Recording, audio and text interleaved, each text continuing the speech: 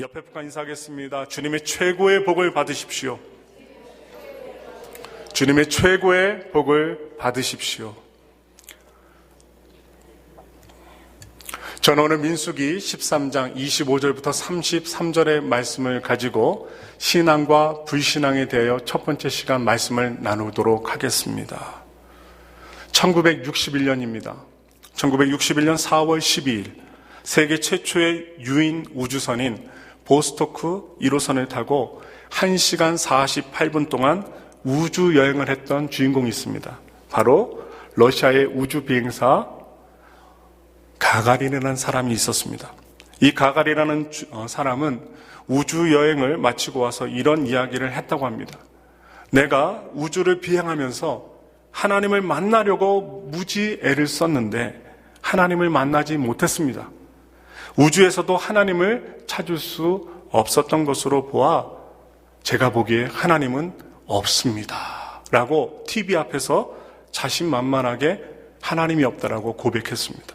그 후 1960년대 러시아의 교과서에서는 무신론을 강조하기 위해서 우주복을 입은 이 그림에 나타난 가가린, 이 가가린이 이마에 손을 얹고 하나님이 어디 없는가라는 그런 타이틀 기사를 교과서에 서슴없이 실었다고 합니다. 그 후에 소련이 어떻게 됐어요? 소련이 해체가 됐지요. 하나님이 없다는데 어떻게 유지가 될 수 있겠습니까? 반대로 1969년 아폴로 11호를 타고 인류 역사상 최초로 달에 착륙했던 미국의 우주 비행사 닐 암스트롱, 이 닐 암스트롱이라는 사람이 있었답니다. 그는 다른 2명과 함께 우주 비행을 마치고 고국 미국으로 돌아와 기자회견을 할 때에 전 세계 신문 기자들로부터 우주에서 무엇을 보았는가? 당신은 우주에서 무엇을 보았습니까? 라는 그 한마디 질문을 받습니다. 셀 수 없이 많은 무별과 어마어마한 우주를 보면서 그것을 창조하신 창조주 하나님의 손길을 무한히 많이 느낀 크리스찬 암스트롱은 우리는 하나님을 보았습니다 라고 고백을 했다고 합니다. 여러분, 똑같은 우주를 여행한 두 사람이 왜 서로 다른 이야기를 할까요?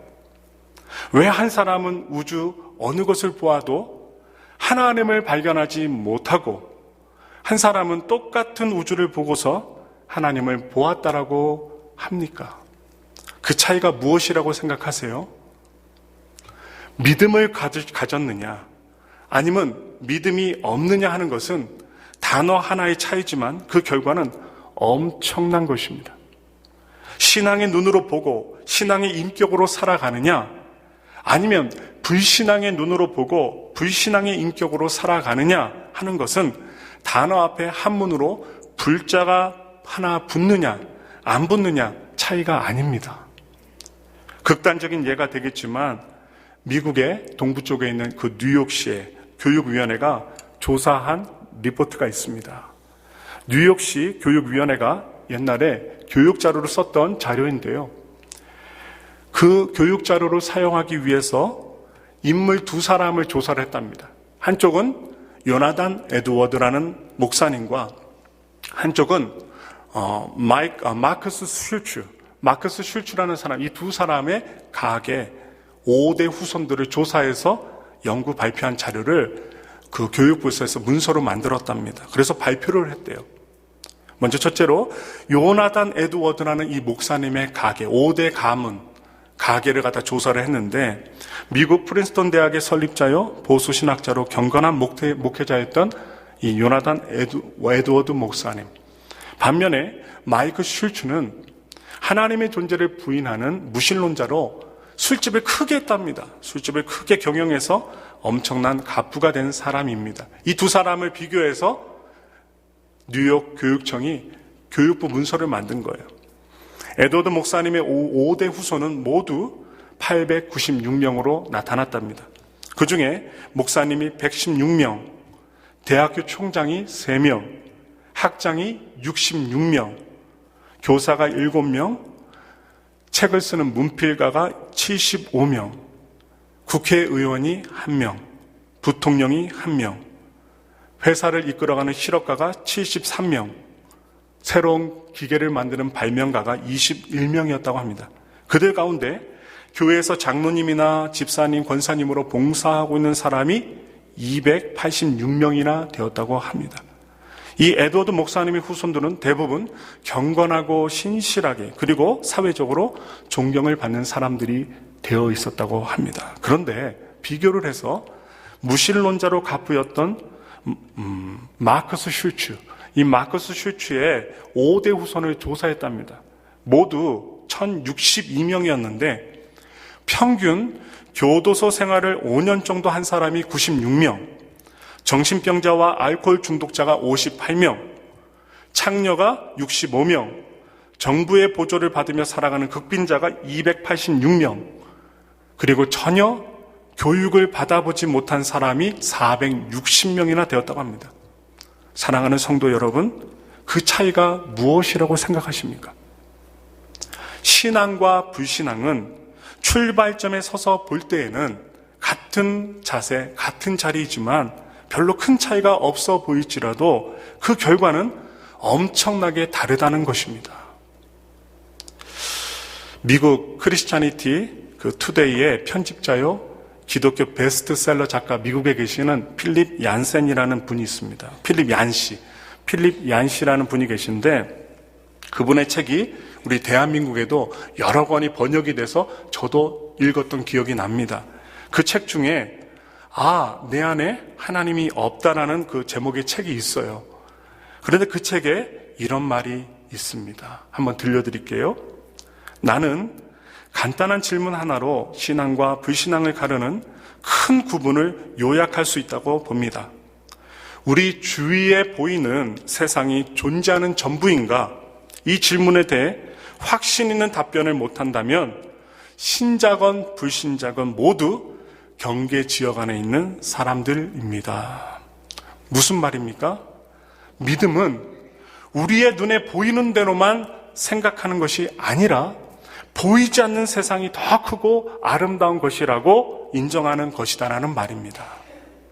보이지 않는 세상, 보이지 않는 존재, 보이지 않는 것에 대한 확신이 없다면 그저 믿음으로 산다고 말할 수 없다는 말입니다. 오늘 우리가 읽은 본문의 말씀을 들어가 보겠습니다. 신앙을 가진 사람과 신앙을 가지지 않은 사람의 모습이 얼마나 큰 차이를 보여주는지 오늘 본문의 말씀, 민수기의 말씀 13장을 통하여 알 수 있게 됩니다. 홍해를 건너서 애굽의 탈출을, 종노릇하던 애굽을 탈출한 그리고 성공한 이스라엘 백성들은 하나님께서 약속하신 땅, 가나안 땅 바로 아래인 바란 광야 가데스 바냐에 딱 도착하게 됩니다. 그때 모세는 하나님의 말씀에 따라 12명의 대표적인 정탐꾼을 세워서 특별히 기도하고 세워서 가나안 땅에 정탐을 보내게 됩니다. 그 12명의 정탐꾼은 이스라엘의 12지파에서 뽑힌 각 지파의 대표들이었습니다. 아무나 시킨 게 아니에요. 대표들로만 구성된 정탐꾼을 12명 가나안 땅에 보낸 것입니다. 그들은 막중한 사명을 가지고 가나안 땅의 정탐에 나서게 됩니다. 이제 가나안 땅에 들어가서 우리가 들어갈 땅, 하나님께서 우리에게 주시겠다고 약속하신 땅이 어떤 곳인지, 어떤 사람들이 살고 있고 지형은 어떻고 어떤 나무와 과일과 곡식들이 자라고 있는지 등 가나안 땅에서 알 수 있는 것은 다 조사하려고 그 12명이 들어가게 된 것입니다. 드디어 12명의 정탐꾼들이 가나안 땅에 들어가서 40일 동안의 정탐 그 모든 일들을 마치고 이스라엘 진영으로 돌아오게 됩니다. 그리고 자기들이 직접 보고 느낀 것에 대해서 백성들 앞에서 대지도자였던 모세 앞에서 보고를 하게 됩니다. 그런데 12명의 정탐꾼들이 돌아와서 보고를 하는데 두 가지 상반된 보고를 하게 됩니다. 한편에 있는 10명의 정탐꾼들은 그 땅은 좋은 땅이긴 하지만 아무리 생각을 해봐도 우리는 가나안 땅에 들어갈 수 없습니다 라고 보고를 합니다. 그 땅의 거민들은 강하고 성읍은 아주 견고하고 특히 키가 굉장히 크고 무시무시하게 생긴 아낙 자손들을 멀리서 보았는데 그들 때문이라도 우리가 메뚜기 같아서 안 되겠다는 것입니다. 그런 다수의 10명의 정탐꾼들의 보고가 있은 후에 소수였던 두 사람 정탐꾼들의 이야기가 나오게 됩니다. 바로 여호수아와 갈렙이 보고를 합니다. 걱정하지 마십시오. 우리는 그들을 이길 수 있습니다. 지금 당장이라도 올라가서 그 땅을 차지해야만 합니다. 라고 두 사람이 아주 긍정적으로 하나님이 주신 메시지로 보고를 합니다. 여러분, 왜 이렇게 다른 보고를 하게 됩니까? 똑같이 가나안 땅을 보고 왔습니다. 똑같은 시간, 똑같은 장소, 똑같은 이스라엘 민족이었던 12명의 사람들이 똑같은 곳에 가서 정탐을 하고 왔는데 결론이 틀려요. 같은 장소에 갔었고 같은 기간 동안 정탐했고 두 부류의 사람들이 다른 상황에 있었던 것이 아닙니다. 전혀 아니에요. 똑같은 장소를 똑같은 시간에 함께 다니면서 보고 왔는데 왜 서로 상반된 보고를 하게 됩니까? 우리는 그 이유를 신앙의 눈으로 보았느냐 아니냐 하는 것에서 실마리, 힌트를 찾을 수 있습니다. 신앙의 눈 아니면 신앙의 눈이 아닌 세상의 눈, 여기에서 우리는 힌트를 발견할 수 있어요. 사랑하는 엘파소 순목교 성도 여러분, 우리는 신앙을 갖고 사는 사람들입니다. 그래서 우리를 가리켜서 뭐라고 얘기하느냐? 세상 사람들이 우리를 신앙인이라고 합니다. 신앙인. 그러면 신앙이란 무엇입니까? 우리가 매주 예배를 드리고 수요일도 예배 드리는 분도 있고 금요 기도도 나와서 기도하시는 분도 계시는데 신앙이란 무엇입니까? 신앙을 갖고 산다는 것, 믿음으로 산다는 것은 무엇을 말씀하고 있습니까? 간단하게 요약해서 말씀드리자면 믿음이란 하나님의 눈으로 보고 하나님의 생각으로 생각하고 하나님의 뜻을 따라 사는 것입니다. 내 생각과 내 시각과 내 뜻을 접어두고 먼저 하나님의 생각이 무엇인지, 하나님은 어떻게 보시는지, 하나님은 무엇을 우리에게 원하시는지를 발견하고 하나님 편을 선택하는 것이 신앙입니다. 오늘 우리의 삶에 일어나는 여러 가지 상황이나 그리고 사건들 속에서 우리가 어떤 눈, 그리고 어떤 생각으로 그 상황이나 그 사건들을 보느냐에 따라서 우리들의 삶의 태도도 완전히 180도 달라질 수 있다는 말씀을 드립니다. 그래서 우리가 신앙을 가졌다면 우리는 우리의 삶 속에 일어나는 수많은 사건들과 상황들을 신앙의 눈으로 보아야 됩니다. 하나님이 주신 말씀의 눈으로 보아야 돼요. 그런데 신앙인으로 산다고 하면서도 10명의 정탐꾼이나 그들의 보고를 듣고 불신앙의 마음으로 하나님을 원망했던 이스라엘 백성들과 같이 불신앙의 눈으로 우리의 삶을 보는 어리석은 모습은 우리 안에 있지 않은지 한번 말씀을 들으시면서 점검해 보시기를 부탁을 드립니다. 그렇다면 신앙과 불신앙의 차이가 얼마나 큰가를 두 부류의 사람들의 보고를 통해서 살펴보도록 하겠습니다. 먼저 불신앙으로 보고한 10명의 보고를 들으면서 또한 보고를 하면서 하나님께서 허락하신 적과 꿀이 흐르는 가나안 땅에 대해서 악평을 합니다. 악평. 오늘 본문 32절에 이렇게 말씀합니다. 함께 봉독합니다.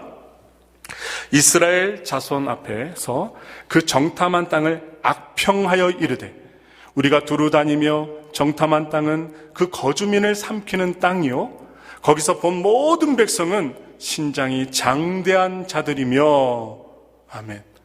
그 땅은 사람들이 살만한 땅이 아니랍니다. 아니 거기 땅에 사람들이 살고 있는데 사람이 살만한 땅이 아니라고 악평을 해요. 심지어 이스라엘 백성들이 그 땅에 들어간다면 가나안 땅에 살고 있는 거대한 민족, 키가 큰 기구 장대한 민족들에게 몰살을 당할 것이라는 아주 악평을 하면서 그 모습이 너무나도 뻔하다라고 결론 짓습니다. 그들은 분명 방금 전에 그 땅이 너무 좋은 땅이라고 보고를 했어요. 한번 볼까요? 27절입니다. 오늘 13장, 민수기 13장 27절을 보면 좋은 땅이라고 얘기해놓고 그 다음에 말도 안 되는 악평을 하고 있어요. 다 같이 읽겠습니다. 모세에게 말하여 이르되 당신이 우리를 보낸 땅에 간즉 과연 그 땅에 젖과 꿀이 흐르는데 이것은 그 땅의 과일이니이다. 하나님께서 말씀하신 대로 젖과 꿀이 흐르는 아름다운 땅이라는 것입니다. 그리고 거기에서 가져온 포도송이와 석류와 무화과 열매를 증거로 보여주기까지 했습니다. 갖고 왔어요. 얼마나 탐스럽고 먹음직스럽고 큰지 증거물로 갖고 왔습니다. 그 과일들은 너무나도 탐스럽게 잘 익은 것들이었습니다. 23절에 보시면요, 에스골 골짜기에서 가져온 포도 한 송이는요, 두 사람이 막대기에 꿰어서 메고 올 정도로 크고 탐스러운 과일이었답니다. 포도 한 송이가 두 사람이 어깨에 메고 올 정도로 아주 탐스럽고 거대한, 아주 기름진, 먹고도 남을 만큼 풍족한 과일이었다는 거예요. 그런데 불과 몇 분도 지나지 않아서 그들은 그 땅에 사람 살만한 곳이 아니라고 불평합니다. 왜 그렇게 그 땅을 악평합니까? 하나님의 눈으로 그 땅을 보지 않았기 때문입니다. 땅이 좋긴 좋은데 도저히 정복할 수 없으니까, 사람들이 커서 싸움하면 반드시 우리가 질 것 같으니까 차라리 안 좋은 땅이라고 해버린 것입니다. 좋은 땅인데 도전도 안 해보고 안 좋은 땅이라고 해버린 거예요. 여러분과 제가 잘 아는 이솝우화에 보시면 이런 이야기가 있습니다. 어느 날 여우가요, 포도밭을 지나가다가 포도가 먹고 싶어서 이렇게 쳐다봤어요. 그런데 포도가 나무에 있으니까, 너무 높이 달려있으니까 먹을 수가 없는 거예요. 높이 달려있어서 먹을 수 없기 때문에 따먹을 수가 없어서 다 먹지 못하고 멍하니 쳐다만 보고 있는데, 지나가던 다른 짐승들이 이 여우에게 얘기합니다. 야, 왜 여우야? 저 포도를 왜 따먹지 않니? 이렇게 묻자 여우는 이렇게 대답을 합니다. 저 포도는 너무 쉬어서 먹을 수가 없어서 내가 안 먹은 거야. 자기가 따먹을 능력이 없으니까 쳐다보면서 못 먹은 것인데, 포도가 쉬어서 자기가 안 먹은 것이라고 단정 지어버립니다. 오늘날 그 이솝우화는 이렇게 발전돼서 이야기가 전개됩니다. 그래도 어떻게든 따먹겠다고 열심히 노력한 결과 포도를 이 여우가 딸 수 있었다고 합니다. 열심히 점프하고 돌을 던져서 따먹었답니다. 그래서 기분이 좋아서 포도 알갱이를 먹었는데 정말로 그 포도는 아주 신 포도였답니다. 뱉어낼 정도로 신 포도였대요. 그래도 자기가 힘들게 딴 포도였기 때문에 악착같이 먹었는데, 그 신 포도를 많이 먹다가 이 여우가 위궤양에 걸렸다는 후속 이야기입니다. 10명의 정탐꾼들도 그랬습니다. 분명 하나님께서 그 땅을 주시겠다고 그러니 들어가라고 말씀하십니다. 그런데 들어가 봐야 거대한 아낙 자손들과 가나안 원주민들이 거기 있는 한 그 땅을 우리 것으로 만들 수 없다라고 단정 지은 것입니다. 이길 수 없다고 단정 지었어요. 노력해봐야 안 된다고 결론 내렸습니다. 그리고 노력한들 헛수고일 뿐이라고 생각한 것입니다. 그래서 그 땅은 사람이 살만한 곳이 못 된다라고 악평을 했던 것입니다. 그런데 믿음으로 그 땅을 보고 와서 믿음으로 보고한 두 사람은 달랐습니다. 14장, 오늘 본문 14장 그 7절부터 8절 말씀 볼게요. 우리 다 같이 민수기 14장 7절부터 8절 말씀은 여호수아 갈렙이 백성들을 이렇게 설득합니다. 우리 여호수아와 갈렙의 믿음의 눈으로 우리 다 같이 읽겠습니다. 이스라엘 자손의 온 회중에게 말하여 이르되 우리가 두루 다니며 정탐한 땅은 심히 아름다운 땅이라. 야훼께서 우리를 기뻐하시면 우리를 그 땅으로 인도하여 들이시고 그 땅을 우리에게 주시리라. 이는 과연 젖과 꿀이 흐르는 땅이니라. 그들은요 뭐라고 얘기했어요? 그 땅을 심히 아름다운 땅이라 라고 합니다. 심히. 이 심히 아름다운 땅을 그 구약 성경의 언어로 히브리어로 말씀을 드리면 토바, 하레츠, 메오드라는 그 단어들이 연결돼서 나타납니다. 심이라는 말, 메오드라는 그 단어가 2번씩이나 강조되어 있습니다. 바로 심이, 그 땅이요 아주 좋다는 거예요. 이 세상의 최고의 표현, 매우 좋다는 거예요. 하나님이 주신 땅이라는 것입니다. 그래서 그 말이 2번 반복되어 있잖아요.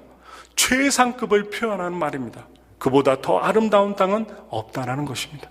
믿음의 눈으로 하나님께서 약속하신 땅을 바라보니까, 하나님이 주신 약속대로 바라보니까 이 세상의 그 어떤 아름다운 땅보다도 매우 심히 아름다운 땅이다, 하나님이 주신 땅이다 라는 것, 그리고 그 땅을 하나님께서 우리에게 주셨습니다 라고 믿음으로 고백하고 있습니다. 그러니 뭘 주저하겠습니까?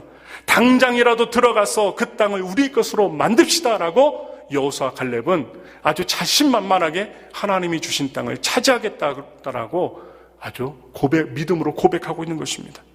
똑같은 땅을 보고 왔는데 왜 이렇게 차이가 납니까? 믿음의 차이입니다. 믿음. 하나님을 신뢰하는 신뢰의 차이입니다. 하나님을 신뢰하는 눈으로 바라보니까 너무나도 아름다운 땅이었다는 것입니다. 하나님께서는 분명 우리에게 주실 우리의 땅이라고 고백하고 있습니다. 그래서 그들이 믿음의 눈으로 하나님이 주신 땅을 딱 바라보고 땅을 밟고 그리고 정탐하며 다니니까 이 땅은 하나님이 주신 선물이다라고 믿어지게 된 것입니다. 그래서 하나님께서 분명 우리에게 주실 땅이라고 생각하니 그들의 입술에서는 무슨 고백이 나요? 심히 아름다운 땅이라 라고 고백한 것입니다. 400년 동안 애굽에서 노예 생활하며 내 땅이라고는 한 평도 가져보지 못했던 이스라엘 백성들에게 하나님께서 이런 좋은 젖과 꿀이 흐르는 땅을 주신다니, 그 믿음으로 바라보니까 그 땅이 아름답지 않을 수가 없었던 것입니다. 그러나 하나님을 신뢰하는 믿음이 없이 불신앙의 눈으로 바라보니까 좋기는 좋은데 내 것은 아닌 것 같고 불평과 악평만이 난무할 뿐입니다. 사랑하는 성도 여러분, 믿음으로 산다고 하는 우리는 과연 어떤 모습으로 오늘날 살고 있습니까? 하나님께서 우리에게 주신 것들을 믿음으로 바라보며 감사와 찬송과 기쁨이 넘치는 삶을 살고 계십니까? 혹 인간적인 계산과 인간적인 방법으로만 바라보면서 불평과 부정적인 생각으로 가득 찬 삶을 살지는 않으십니까? 10명의 정탐꾼들이 그 땅을 악평했다는 말은 곧 무슨 말이냐? 불평했다는 말과 같습니다. 하나님께서 주신다고 하셨으면 좀 쉽게 취할 수 있는 땅을 주시지 우리의 힘으로는 도저히 점령할 수 없는 땅을 왜 주셨습니까? 왜 주셨습니까? 하면서 하나님 앞에 적반하장식으로 따지고 묻습니다. 그게 이스라엘 백성들과 10명의 정탐꾼들이 털어놓은 불평의 내용들이었습니다. 여러분, 분명히 기억하셔야 됩니다. 불평은 불신앙에서 나오는 것입니다. 아무리 우리의 삶이 힘들고 복잡한 문제로 뒤엉켜 있다 하더라도 하나님께서 우리와 함께 하신다면 전혀 불평할 것이 없습니다. 여호수아 갈렙이 말한 것은요, 민수기 14장 8절의 말씀에 나와요. 우리 다 같이 믿음으로 읽겠습니다. 야훼께서 우리를 기뻐하시면 우리를 그 땅으로 인도하여 들이시고 그 땅을 우리에게 주시리라. 이렇게 말하는 그 믿음이 우리에게 있다면 어떤 큰 문제나 장애물이 우리를 힘들게 한다 하더라도 불평 대신에 긍정적으로 말할 수 있고 생각할 수 있고 행동할 수 있다는 것입니다.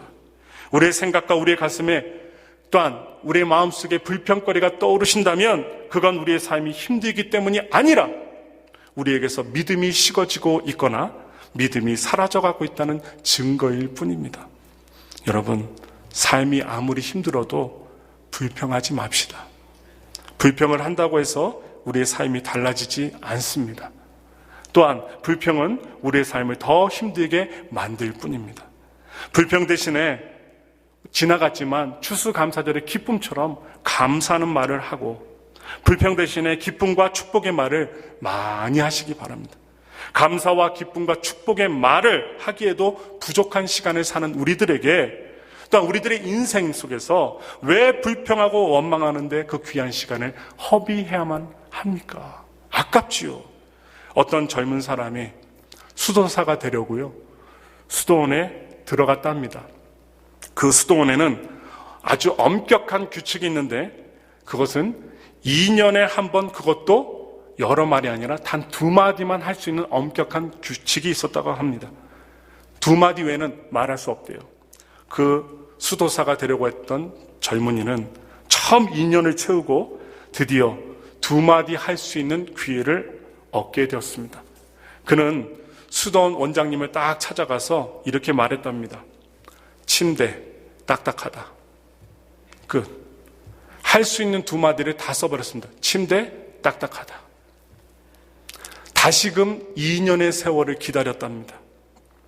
2년이 지난 다음 또다시 두 마디를 할 수 있는 자격을 얻은 이 젊은 청년 수도사는 기회를 얻자 이번에도 원장님을 찾아가서 이렇게 말했습니다. 식사 맛없다. 끝. 2년의 시간이 지나 두 마디 더 할 수 있게 된 이 젊은 수도사는 짐을 꾸려서 원장님을 마지막으로 찾아온 듯한 모습으로 찾아와 그리고 2년 후에 이렇게 얘기를 합니다. 나 간다. 끝. 여러분 2년을 기다렸다가 두 마디 할 수 있는 기회를 주었는데 겨우 한다는 말이 침대 딱딱하다. 불평. 또 2년 후에 식사 맛없다. 끝.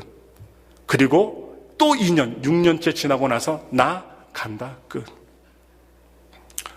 말할 수 있는 귀한 기회에 왜 불평을 합니까? 왜 불평한데 허비하는 시간을 보냅니까? 우리가 웃었지만요, 우리는 어떠합니까?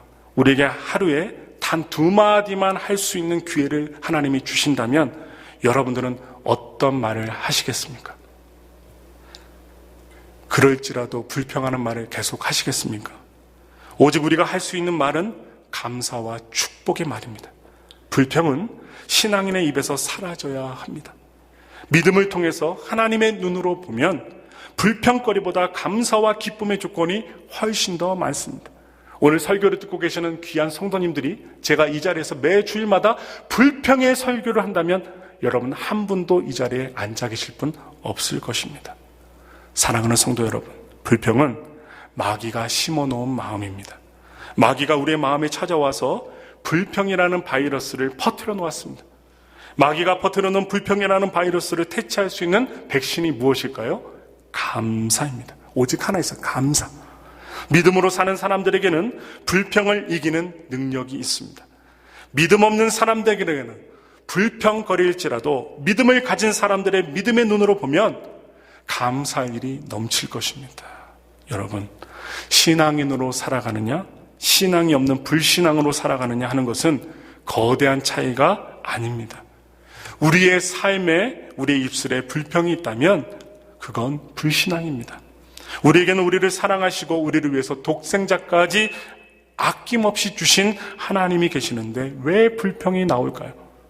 하나님이 섭리와 사랑, 그 섭리와 사랑을 믿지 못할 때 불평하는 마음이 생긴다는 거예요. 그래서 하나님을 믿는 믿음과 하나님을 절대적으로 신뢰하는 믿음이 없기 때문에 그 입술에서, 그 생각에서 불평이 나온다는 것입니다.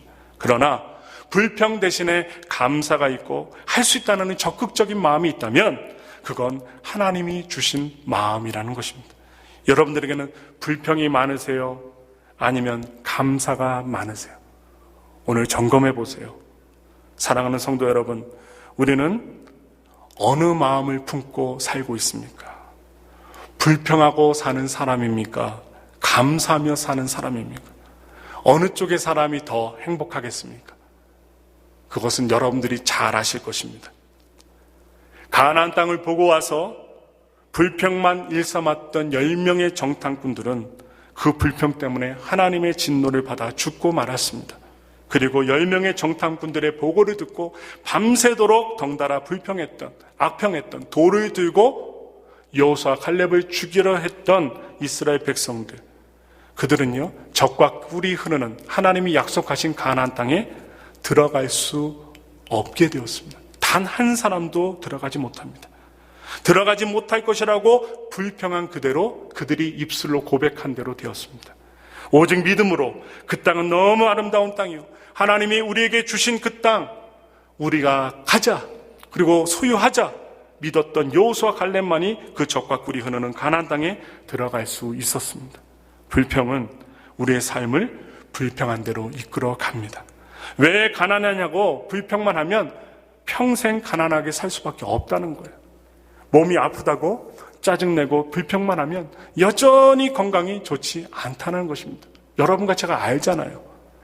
하나님이 함께 하시면 부자도 될 수 있고 건강도 회복될 수 있다고 믿으면 하나님의 은혜 가운데 회복됩니다.